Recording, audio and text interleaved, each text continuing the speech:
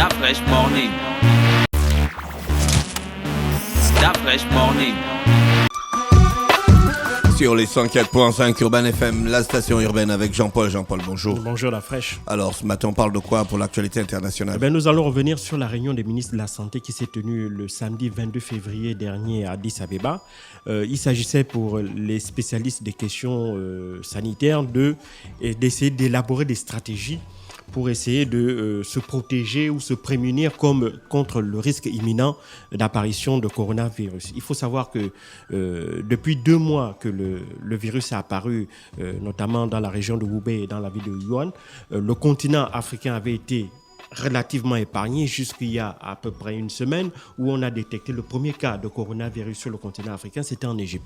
Alors bon, depuis là, le patient en question a été guéri, mais n'empêche que le risque est important. Pourquoi ? Parce que la Chine est le premier partenaire commercial de l'Afrique et les pays africains échangent énormément avec la Chine, c'est-à-dire qu'il y a énormément de transport de passagers du continent africain vers la Chine et vice-versa. Et donc le risque, et il y a aussi de très fortes communautés chinoises qui vivent sur le continent africain, que aussi d'importantes communautés africaines résidant sur le territoire chinois. Et donc là, à ce titre-là, le risque d'apparition du Covid-19 est réel. C'est un risque qui est réel. Maintenant, évidemment, certains pays, par exemple comme le Kenya, ont décidé de suspendre leur vol à destination de la Chine, mais par exemple, Kenya Airways a arrêté, mais Ethiopian Airlines, qui est la première compagnie aérienne du continent, a décidé d'alléger le dispositif en destination de la Chine, donc on a diminué le nombre de vols, mais il reste qu'ils continuent à desservir notamment ce continent-là, enfin la Chine. Mais maintenant, la question qui était posée d'abord au départ, c'est est-ce que déjà les pays africains sont suffisamment préparés pour faire face à le risque d'apparition du coronavirus. Bon, alors là, il faut voir 2 choses. Il faut voir le premier aspect, c'est le premier aspect de pouvoir détecter rapidement la maladie sur des personnes sur le continent africain. Alors, il y a à peu près 1 mois, il n'y avait que 2 pays qui étaient en capacité de le faire. Il y avait le Sénégal et l'Afrique du Sud. Mais depuis lors, en à peu près 2 semaines, on est passé de 2 à 24 pays. Donc, ça veut dire que des efforts ont été faits. Et notamment, le Centre africain de prévention et de lutte contre les maladies a notamment affirmé au cours de cette réunion d'Addis Abeba que d'ici le début du mois prochain, on passerait de 24 à environ une quarantaine de pays. Donc, ce qui est assez encourageant sur les 54 pays africains membres de l'OMS. Ça, c'est le premier volet. Le deuxième volet, c'est si effectivement il y a l'apparition d'un malade atteint de coronavirus sur le continent, est-ce que les gouvernements ont la capacité de pouvoir prendre en charge ces malades-là? C'est-à-dire, est-ce qu'ils ont les équipements?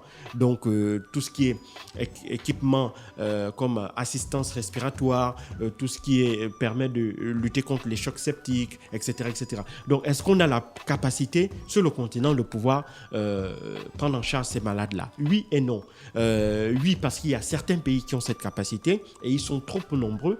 Selon une étude qui a été publiée par un célèbre magazine de santé qu'on appelle The Lancet, qui avait fait une modélisation en essayant de comparer pays par pays ceux qui ont la capacité de pouvoir faire face en cas d'apparition sur leur territoire de coronavirus. Il n'y en a que 3. Il y a l'Algérie, il y a l'Égypte et il y a l'Afrique du Sud. Pourquoi ces 3 pays-là? Parce que ce sont les 3 pays qui ont le plus d'échanges avec les régions qui sont concernées par le coronavirus en Chine, donc la région de Hubei. Ça, c'est la première chose. Et puis la deuxième chose, ce sont des pays qui rapidement ont mis en place des capacités de pouvoir prendre en charge ces malades-là en cas de survenance de coronavirus. Mais il faut aussi comprendre que la prise en charge, ça ne veut pas dire prendre des centaines et des milliers de personnes atteintes. Non, ils ont une capacité qui est limitée, mais qui est là, qui est réelle, de l'ordre de quelques dizaines, voire une centaine de patients.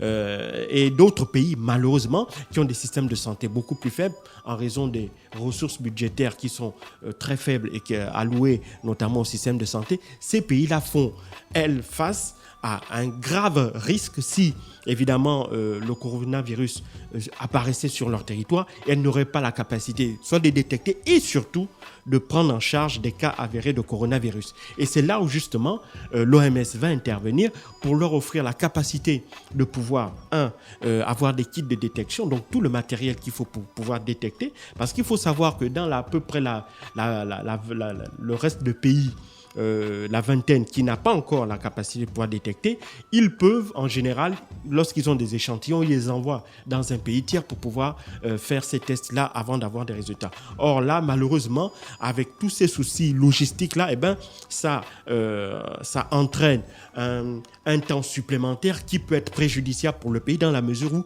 il n'aurait pas il faut savoir que la période d'incubation est de 14 jours et donc si on n'a pas les résultats dans cette période de 14 jours-là, il est difficile de savoir si la personne est atteinte ou pas. Et donc, il y a le risque là de pouvoir relâcher éventuellement dans la nature la mauvaise personne.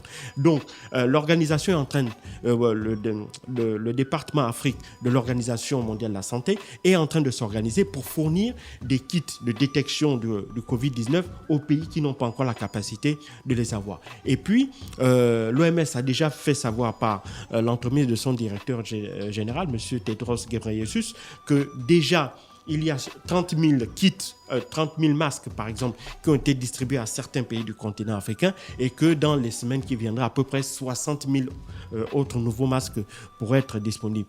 Malheureusement, 90 000 masques sur plusieurs dizaines, plusieurs centaines de millions d'habitants sur un continent, c'est encore largement insuffisant. Mais néanmoins, on est déjà en train aussi d'aider les entreprises sur place à pouvoir fabriquer les kits eux-mêmes pour pouvoir se prémunir en cas de survenance de ces maladies-là. Donc, évidemment, le risque d'apparition, il n'y a pas encore de coronavirus, mais le risque reste réel parce qu'on a vu la propagation au cours de ces derniers jours du virus dans le monde. Il faut savoir qu'en dehors de la Chine, il y a plus de 1500 cas avérés de coronavirus dans le monde, dont les pays qui sont les plus touchés sont évidemment la Corée du Sud et le Japon. Mais n'empêche qu'en Europe, on a vu au cours du week-end dernier, j'en parlais même hier, la multiplication de cas, notamment en Italie, où on est passé de 2 ou 3 cas à plus d'une centaine aujourd'hui, environ 162 cas.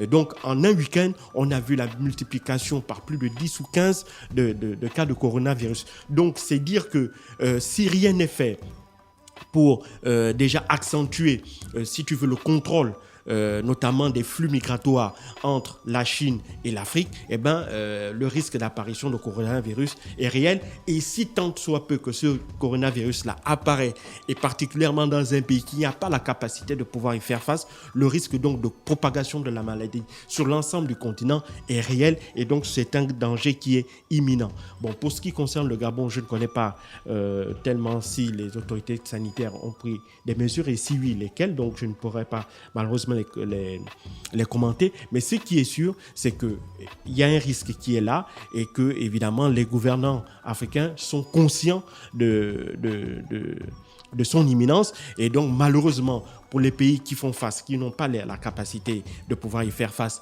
elles essaient de travailler en collaboration avec d'autres pays qui ont la capacité de le faire sous la supervision de l'Organisation mondiale de la santé. Et d'ores et déjà, on sait que le centre pour les vaccins du Mali a été choisi pour être le lieu où seront, si tu veux, concentrer la recherche au niveau africain pour essayer évidemment aussi de trouver une solution au Covid-19 et également que le Centre africain de prévention et de contrôle des maladies travaillera avec le département Afrique de l'OMS en étroite collaboration pour essayer de superviser à l'échelle continentale les politiques de lutte et de prévention contre le Covid-19.